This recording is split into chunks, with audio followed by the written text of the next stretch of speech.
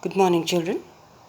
Today, in social science, in history, in class 9, we continue the lesson Nazism and the rise of Hitler. Now, we are aware that Hitler had promised the people a lot of things. One was that he promised to build Germany into a strong nation. Then he had also promised that the injustice and humiliation that had been caused by the Treaty of Versailles, he would set that right. He would take revenge for that and restore the dignity of the German people. He had also promised that people will be employed, that they will get work because there was so much of unemployment. And he promised the youth in particular that they would have a secure future.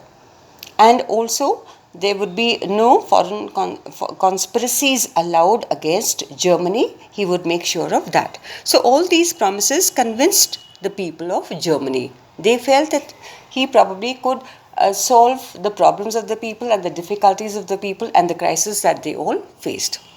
So on 3rd March 1933, the Enabling Act, that was of 1933, this Enabling Act, which was a famous act, was passed, and this act established dictatorship in Germany. And only parties that supported Nazis were allowed. That means all trade unions and parties were banned. Only those that were affiliated, only those that supported Nazis were allowed to continue to work. So by this, what the state did was that they established complete control over the economy, media, army and judiciary. That meant that they had total control, complete control over the country. Special surveillance and security forces were created to control and order society. That is the ways in which Nazis wanted so that the people would behave accordingly.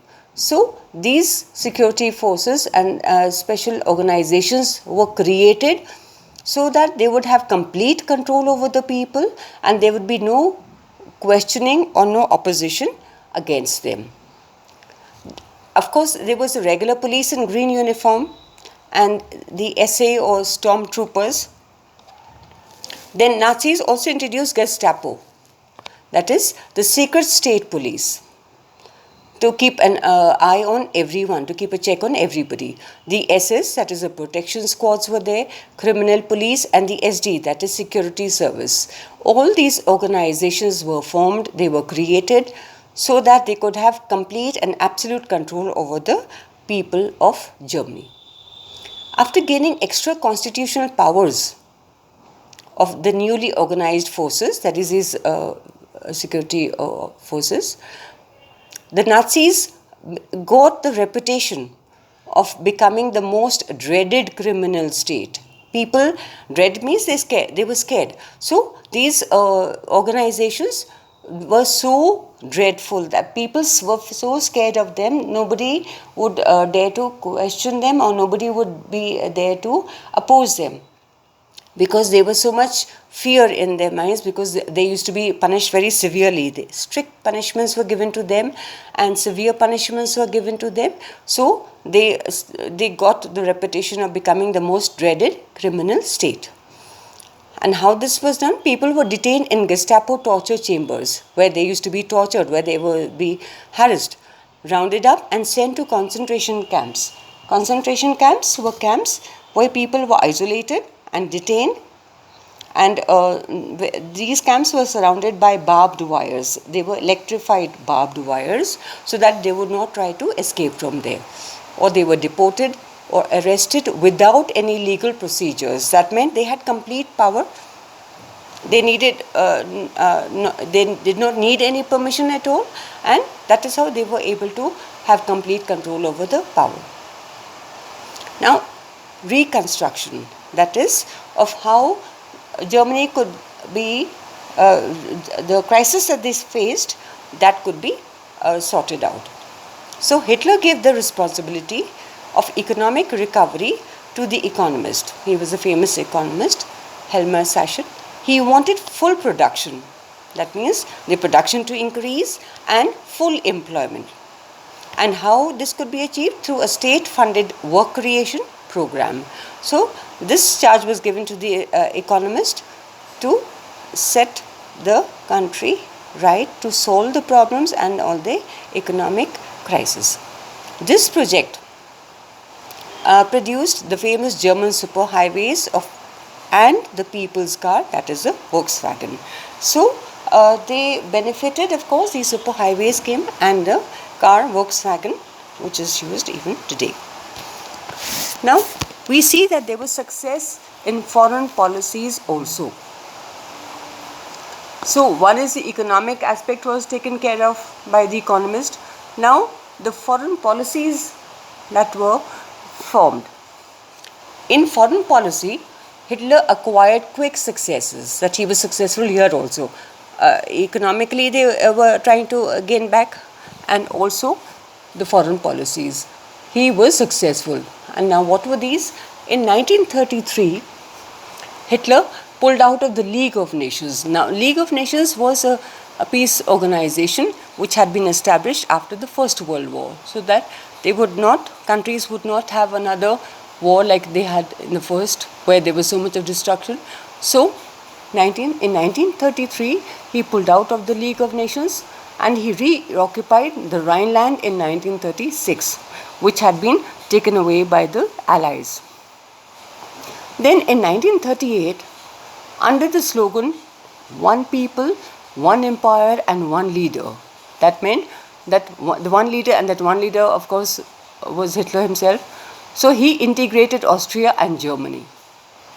In the same year, he also seized German-speaking Sudetenland from Czechoslovakia and captured the entire country.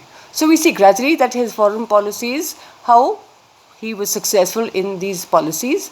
That is, he pulled out of the League of Nations, he withdrew from there, then he also captured the other places.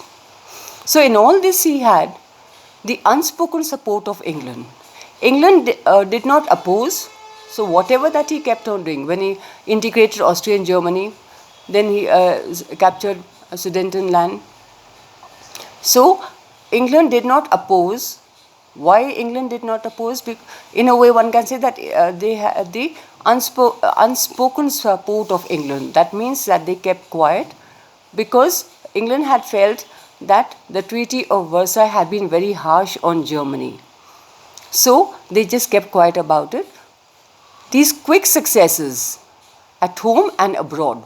So at home also, the economy was recovering, and politically also their condition was better now. So these at home and abroad, these successes that he achieved reversed the destiny of the country. That means a country which had been shattered, there was so much of unemployment and poverty and crisis that they faced, conditions changed in Germany.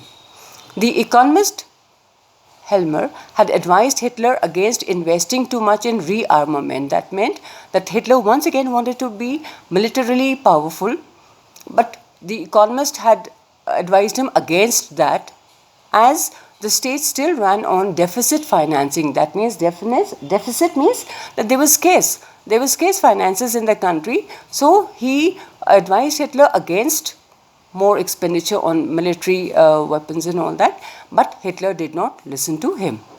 He had to leave. Why? Because as cautious people had no place in Nazi Germany. Hitler was daring, he was bold, he was not prepared to have any opposition at all to what he had planned. So he wanted to achieve what he had made up his mind or what he had resolved. So we see that the success at home and in the foreign policies also made him stronger and more powerful, and he became more ambitious. So Hitler, we see that he chose war as a way out of the approaching economic crisis. They were facing this crisis, so the only way out was war. Resources were to be accumulated through expansion of territory. And how did he plan to do that? That these resources he would be able to accumulate through a policy of expansion or expansion of territory. Thank you.